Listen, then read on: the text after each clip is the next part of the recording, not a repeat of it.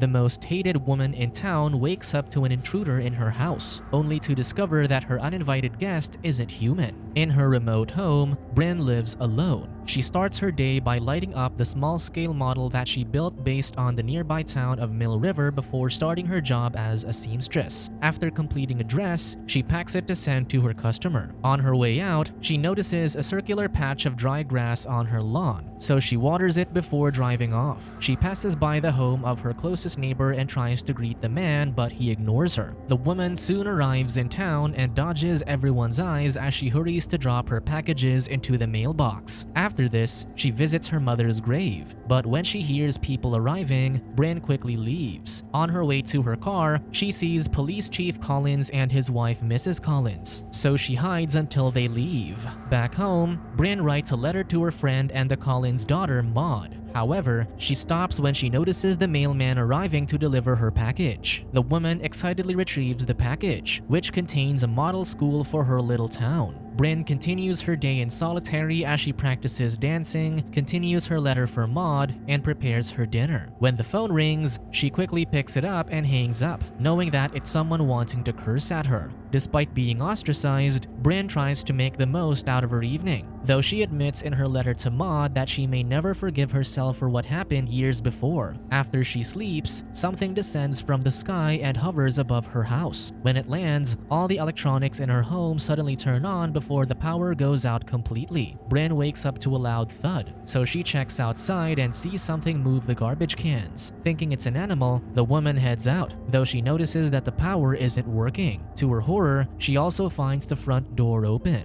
The bell from her model town rings in the living room, and she sees a silhouette moving. Bryn freezes as the intruder makes guttural clicking sounds as it looks through her belongings. She slowly backs up the stairs, but the floor creaks, catching the intruder's attention. It rushes towards the stairs, so Bryn quietly runs to her room and closes the door. She then fetches a bag from under her bed but accidentally drops something that clatters on the floor. She hears the intruder running towards her bedroom, so the woman jumps to the other side of her bed just before it opens the door. The creature, who has an emaciated body and long bony fingers, searches the room mere inches from Bryn. Luckily, it checks the bathroom and closets first, allowing the woman to sneak under the bed before it gets on top of the mattress. The creature hops to the other side, allowing the woman to finally see its strange alien features as it looks out the window. Suddenly, it bellows a screeching noise before climbing out the window. Once it's out, Bryn shuts the window. She then takes a curling iron for a weapon and heads to the front door to close it. She hears the alien on the roof as it makes its way back to the front, so the woman rushes to the door and locks it before the creature can reach it. Suddenly, all electronics power on, blaring lights and noise that agitate the woman. She hurries to unplug the TV and close the record player, allowing her to listen to the alien outside. With everything quiet, she attempts to call for help on her phone, but the handset blares a high-pitched noise. Her fridge door swings open and shuts on its own, so the woman runs but finds the alien climbing down the stairs. Bryn hides behind a cabinet, then hears the dial tone from the handset, indicating that the phone is working again. Before she can get to it, the creature grabs it and places it back on the wall. From the window's reflection, the alien sees Bryn in her hiding place, so it telekinetically opens the fridge door next to her, trapping the woman. The alien then approaches, but Bryn pushes the door, knocking the creature down. She then rushes out as sparks fly, but the alien telekinetically slams the front door against her. Disoriented and wounded, Bryn crawls away as the alien approaches. She heads to her model town to hide under the table, but the creature sends the furniture flying, destroying her collection. It then pulls her towards it, so Bryn grabs the broken model bell tower and stabs it into the creature's head. Traumatized by the events, Bryn ends up staying awake until morning. Finally, she checks to ensure the alien is dead before covering it with a blanket. She then tries to call for help, but her phone doesn't work. All the electronics in her house are broken, and her car engine is busted. With no choice, the woman cleans herself first to remove the blood from her body. Since the alien broke her door, she pushes a sofa to block the entrance before leaving on her bicycle. Before getting far, she discovers the mailman's van overturned and her neighbor's house in ruins. She also finds circular patches of of dead grass on her neighbor's lawn, making her realize that their crop circles and her house wasn't the only target last night. The woman continues her way to Mill River and rushes to the police station, but comes face to face with her former friend's parents. Mrs. Collins looks at her with hate before spitting at the woman's face. Without another word, the mother leaves while her husband stares down at the younger woman before following his wife. The other officers avoid her eyes after the humiliating scene, so Bryn leaves while shaking in grief and anxiety. She leans on a wall as she weeps from the memories brought back by her recent encounter. Knowing that no one in town will believe or help her, Bryn decides to leave. She takes a bus out of town and smiles, feeling like she's finally free from the people who hate her. Unbeknownst to her, the bus passes by more houses with crop circles in their lawns. As the woman relaxes, the mailman at the back goes to sit behind her. Uncomfortable, she goes to sit somewhere else, but the man grabs her and pulls her to him. He makes the same guttural sounds as the alien last night, and Bryn sees something in his throat moving.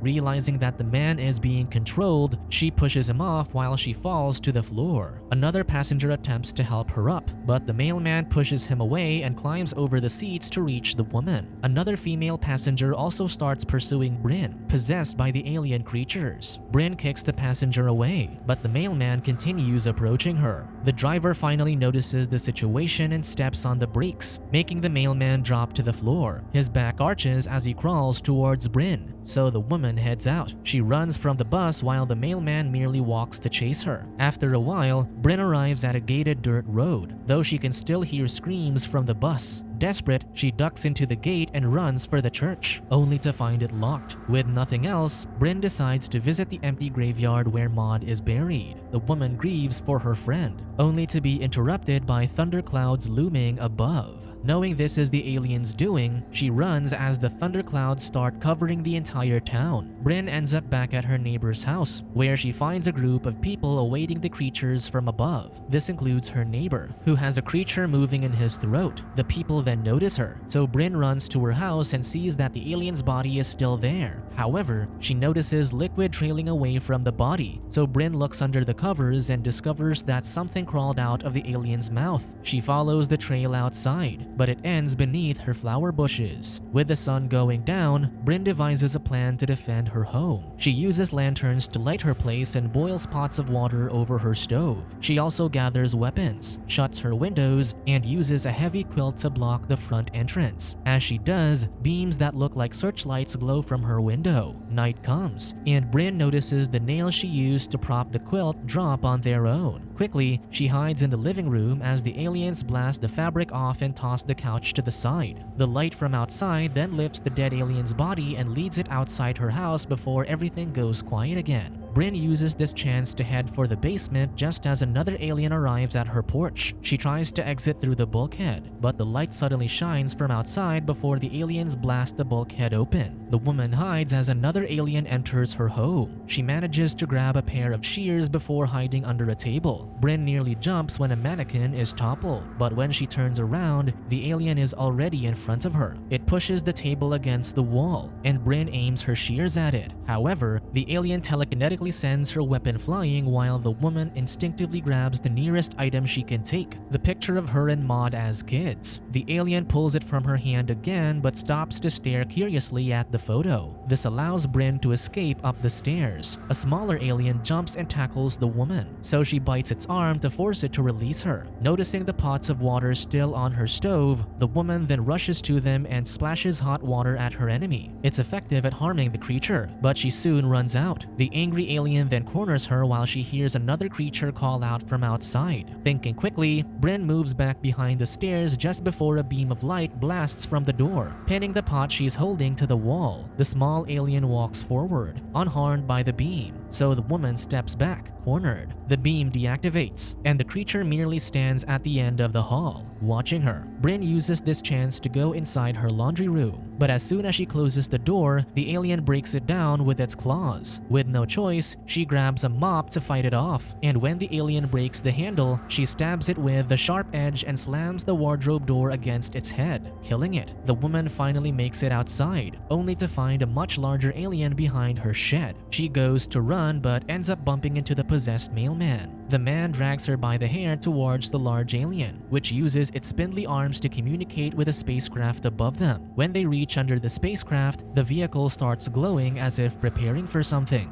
Desperate, Bryn scratches the mailman's arm and kicks him off to escape. The spacecraft releases a beam but only captures the mailman, so it releases him, dropping him like a rag doll. The vehicle then leaves just before the creature inside the mailman's throat makes its way out of his broken body. Bryn then notices the larger alien preparing to attack, so she runs as it barrels down her garden. She tries to head back to her house, but the creature appears on the roof. It shrieks into the night sky, and more voices come from the darkness as if answering its call. The alien then stalks closer to her but slips on a pillar and drops. Still, it rushes to the woman, so she enters her car and climbs out the other side. This gets the alien stuck inside the vehicle, so it attempts to break out. Noticing the gas tank broken, Bryn sets the fuel ablaze with a lighter. She then runs before the car explodes and burns the alien to death. Suddenly, another spacecraft releases a beam of light that chases her, so Bryn rushes back to her house and hides in the attic. The alien from the basement then checks on her and discovers countless letters Bryn had written for Maud, along with their childhood photos. While the alien is distracted, Bryn goes to attack it from behind, but it sends her crashing against the wall. The woman desperately crawls away from the scene while the alien just watches. She retreats into her bedroom and finds all the furniture shoved to one side. This allows the spacecraft to send a beam directly at her from the window, finally catching the woman. The light pins her against the ceiling as the alien levitates toward her. The creature spits out a smaller parasitic alien from its mouth, and Bryn cannot move as it makes its way into her throat. Suddenly, Bryn wakes up screaming from her bed but finds her bedroom clean. She cries, then laughs, realizing that everything was just a nightmare. To her confusion, however, she hears voices outside, so she heads downstairs, happy to find her home undamaged. Her model town is also set up perfectly, including the bell tower she'd stabbed into the first alien in her dream. Hearing laughter from the backyard, Bryn collapses to the floor in surprise as her best friend Maud appears, alive and grown up like her. Finally, Bryn apologizes to her friend but gets confused as she recalls what truly happened. Realizing that this is the dream, Bryn shoves her hand into her mouth and pulls out the parasite from her throat. This wakes her back in her ruined lawn, and she attempts to squish the alien in her hand. However, it jumps out of her grasp, and the spacecraft sends a beam of light to make the parasite evolve rapidly. Before it finishes, Bryn runs away, unaware that the aliens have created a humanoid form out of the parasite. The spacecraft then flies away while many others complete their tasks all over the town. Bryn hides in the woods, only to find that the aliens have created a double of her body. Taking advantage of the woman's confusion, the alien Bryn stabs her. Unwilling to give up without a fight, Bryn retrieves a box cutter from her pocket and kills her clone. She then holds the creature in her arms, grieving at the sight of her own death. Afterward, Bryn walks down an empty road, gripping her wound. She stops when she hears footsteps in the darkness, and another giant alien appears. Before she can do anything, a beam of light sends the woman into a spacecraft. Captured and unable to move,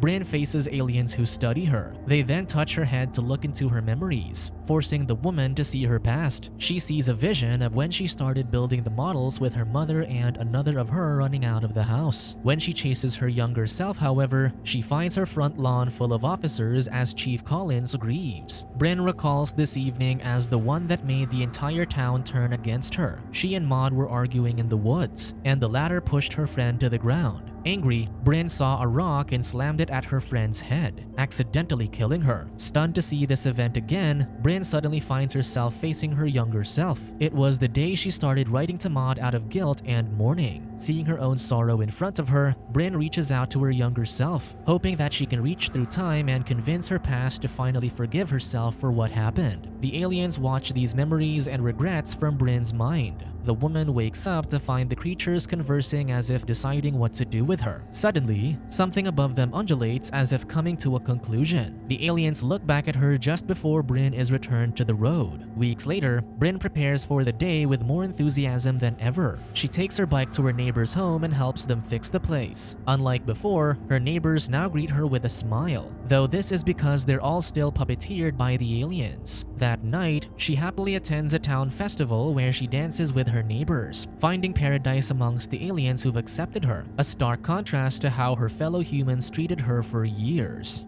Subscribe to watch more videos like this, turn on notifications and leave a like to help the channel out. Thank you for watching.